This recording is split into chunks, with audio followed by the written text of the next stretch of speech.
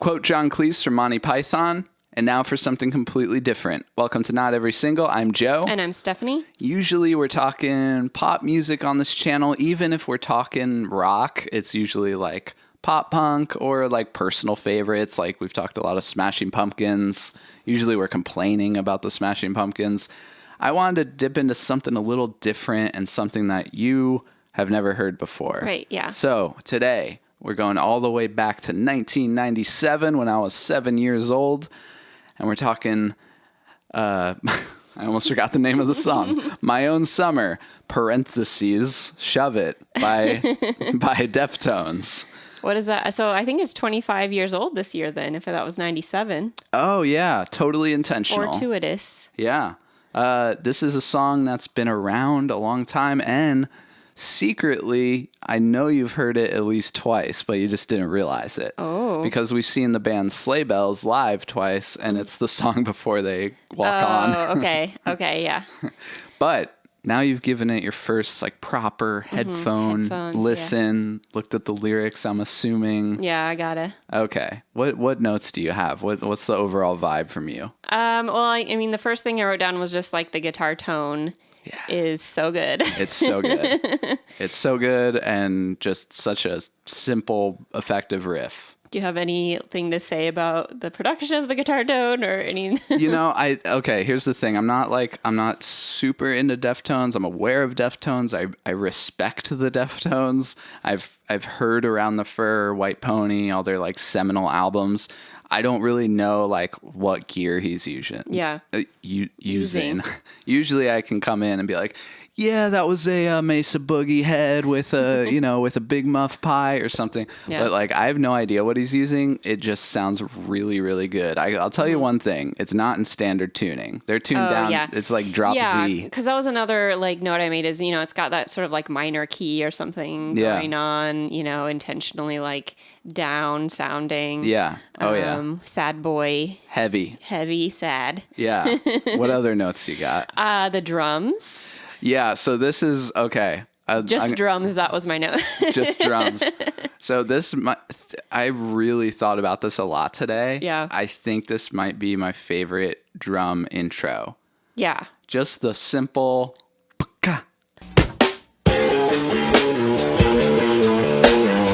It's like dead. Yeah. There's no like reverb or resonance.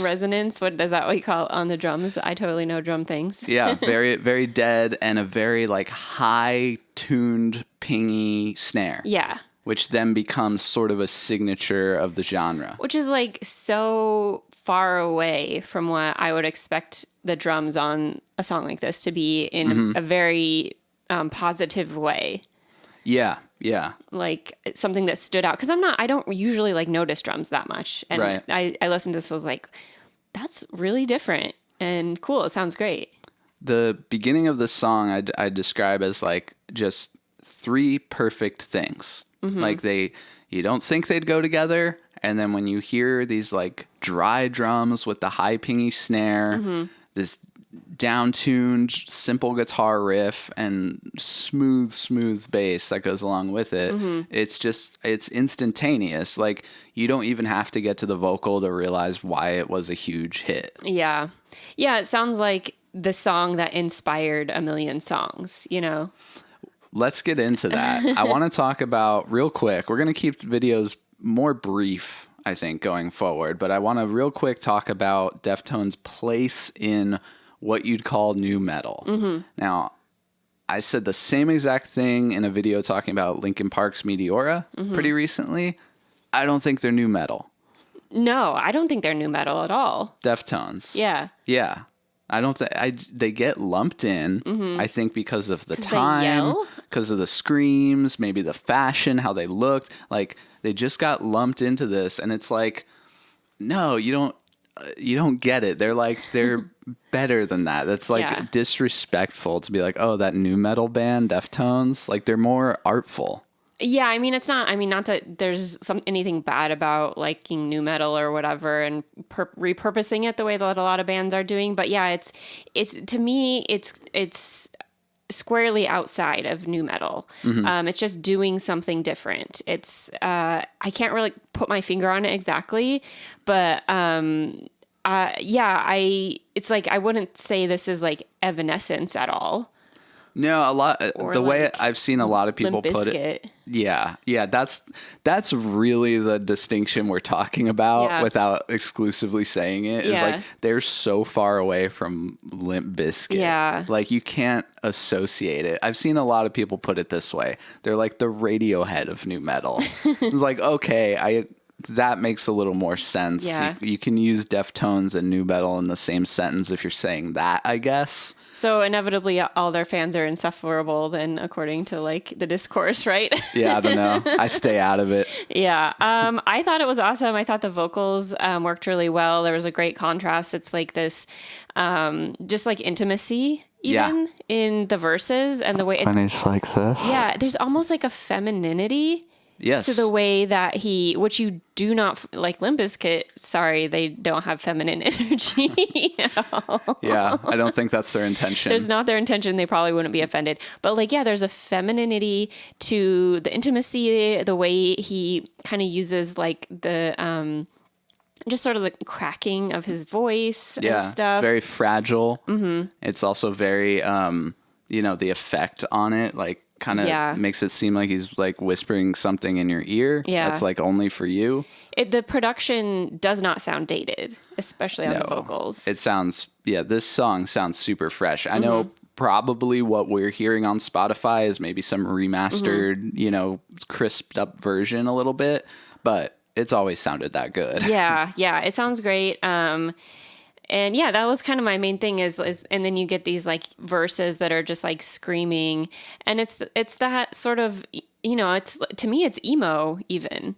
Yeah, It's a little bit. like in concept, I guess, and it's a like, bit in execution because of, again, the delicacy and then the sort of anger and aggressiveness. Yeah, you can sort of like have it as inflection point and then like a million genres out from there. Yeah. Almost if you picture like a prism, if that's My Own Summer, then like everything reflecting out goes into a million different directions. Especially the people who are like, I'm taking the verses, and then the other people are like, I'm taking the choruses. Right. Yeah. I love the lyrics. I love how abstract, it's called My Own Summer. You get that it's like about summer and how he feels about like his childhood summers. Yeah. But none of it is like on the nose. It's so like abstract and weird and talking about God, and it's really interesting. And he also says big mood like 25 years before that was the thing. Yeah. Hey, you big mood is like such a cool lyric. Yeah. I've always thought his lyrics are like some of the best, one of the best elements of Deftones. And it just goes to show that like everyone is bringing their A game. Yeah. You can go through every member and be like, yeah, they are bringing something really cool to the table. Yeah. And it's definitely a big part of why I enjoyed the song. I mean, I wouldn't think I would like a song with Shove It as a main lyric. Screaming it in your ear. But, it's exactly what you said. The lyrics are thoughtful and interesting, and you can identify with them, but you don't it's not just like saying, he's sort of using things to get you to feel what he's feeling. And some things are said outright and a lot of things aren't. Before we wrap up, first of all, I'm really glad you liked it. This is the first time you heard it. We do these videos. I have no idea how you feel about it before we start filming.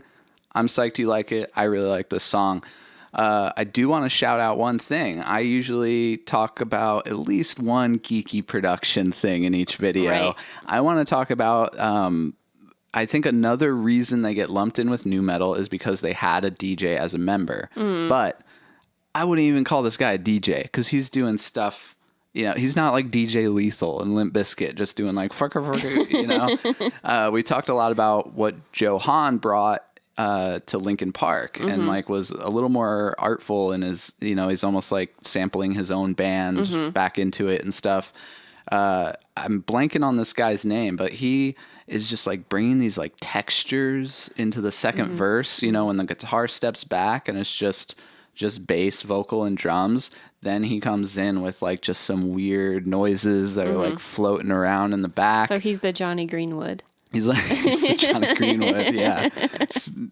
Has a lot of pedals and toys and stuff. Yeah. So I think that's a really cool element that maybe elevates it just that little bit more, you know? It's that little something. Yeah. Yeah, so cool. I liked it. Good job, Deftones. Good job back in 1997. You think you'd check out any more? Yeah, totally. Well, here's the thing. I'm not super familiar with them. Like I said, I've heard some of their records. You've only heard this one song. If you want us to dive into something else, let us know in the comments. I know a lot of people like that song, In the House of Flies. I've never really dug deep into that. So if you want to see another Deftones video, let us know. Thanks for watching. This is Not Every Single. I'm Joe. And I'm Stephanie.